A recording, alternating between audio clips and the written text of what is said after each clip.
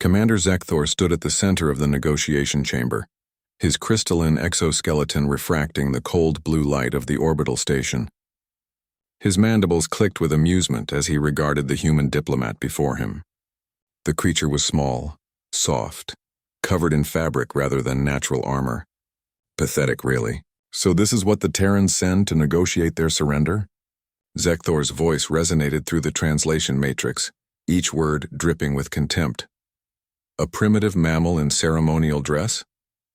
Captain Marcus Webb stood perfectly still, his dress uniform crisp despite 3 weeks of failed negotiations. His hands remained clasped behind his back, his expression neutral. He had heard worse insults during his 20 years in the Terran Defense Corps. The Zephyrian commander wasn't the first alien to underestimate humanity, and he wouldn't be the last. "Commander, we're here to discuss terms for a ceasefire, not surrender," Marcus said evenly. "Your fleet has been in our space for 47 days. We've both suffered losses. This doesn't have to continue."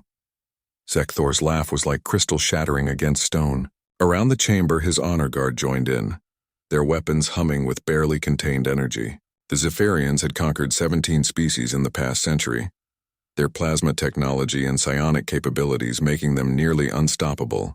Humanity had barely survived their first encounter 3 months ago. "Terms? You offer terms?" Zekthor advanced, towering over the human by nearly 2 feet. "Your kinetic weapons are children's toys. Your chemical propulsion is laughable. Your people still require sleep, sustenance, and breathable atmosphere." He gestured dismissively at the environmental suit seams visible at Marcus's collar. "You cannot even survive in proper conditions without your primitive life support." Marcus's jaw tightened almost imperceptibly. "We've held you at the Arcturus line for 6 weeks. A temporary inconvenience." Zekthor waved a clawed hand. "Your species fights with desperation, not skill. With fear, not honor. You throw bodies at problems like vermin defending a nest." He leaned closer, his compound eyes glittering. "Tell me, human, what gives you the audacity to believe you can negotiate with the Zephyrian collective?" For the first time since the meeting began, Marcus moved. His hand shifted from behind his back to his side, where the holster of his service weapon rested.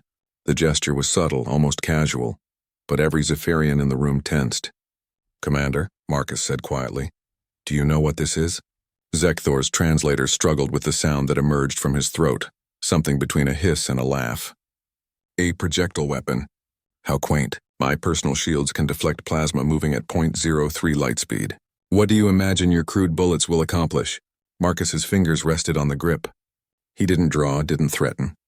He simply stood there, meeting the alien commander's gaze. "This weapon fires a 10mm tungsten carbide round at approximately 400 meters per second. You're right, against your shields, it's useless." "Then why mention it?" Zekthor's mandibles spread in what his species considered a smile. "Because 2 months ago, after your fleet glassed the colony on Proxima 3, our engineers had a problem." Marcus's voice remained level, but something cold had crept into his tone. "See, we're primitive.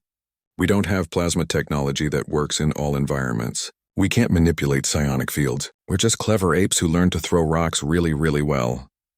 He paused, letting the translation matrix catch up. "So when your shields adapted to our railguns and our missiles couldn't get through your point defense, we did what humans do best. We adapted. We improvised." Marcus's hand tightened on the grip. "This sidearm fires a standard round, but 3 weeks ago we started loading them with something special. A tungsten penetrator wrapped in a magnesium thermite composite. Ignition temperature of 3,000 degrees Celsius. Burns through energy shields like they're not even there." Zekthor's amusement faltered. "Impossible. Projectile weapons cannot—" "We're not advanced enough to know what's impossible," Marcus interrupted. "We just know what works. Every human soldier, every diplomat, every engineer on every vessel in the fleet is now carrying these rounds." He finally drew the weapon, keeping it pointed at the ground. The Zephyrian guards raised their plasma rifles, but Zekthor held up a hand. Marcus ejected the magazine, showing the distinctive orange-tipped rounds. "Do you want to know the really primitive part, Commander? The part that should terrify you?" Silence filled the chamber. "We've been at this for less than a century. Spaceflight, alien contact, interstellar war, all of it is brand new to us. You've conquered 17 species with technology refined over millennia. Marcus slid the magazine back into place with a decisive click. We matched you in 3 months.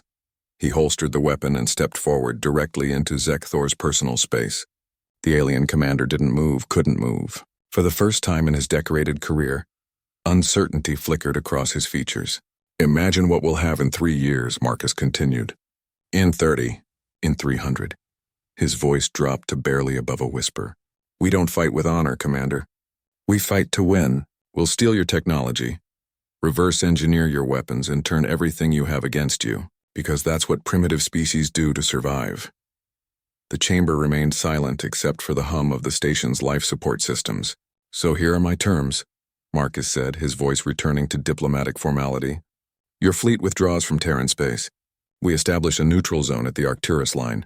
We exchange prisoners and begin trade negotiations. He paused. Or you can test whether your shields can really stop primitive human ingenuity. Your choice. Zekthor stared at the human for a long moment. Around them, his honor guard shifted uneasily. The commander's mandibles clicked once, twice, processing information his pride didn't want to accept. Finally, he spoke. The collective will consider your proposal. Marcus nodded curtly. You have 48 hours, Commander. After that, humanity stops being diplomatic. He turned toward the chamber exit, then paused. Oh, and Commander? We sleep 4 hours a night now. We've been working on that too. As the human left the chamber, Zekthor stood frozen, the reflection of his own uncertainty staring back at him from a dozen crystalline surfaces. For the first time in a century of conquest, the Zephyrian collective faced an opponent who didn't know when they were beaten.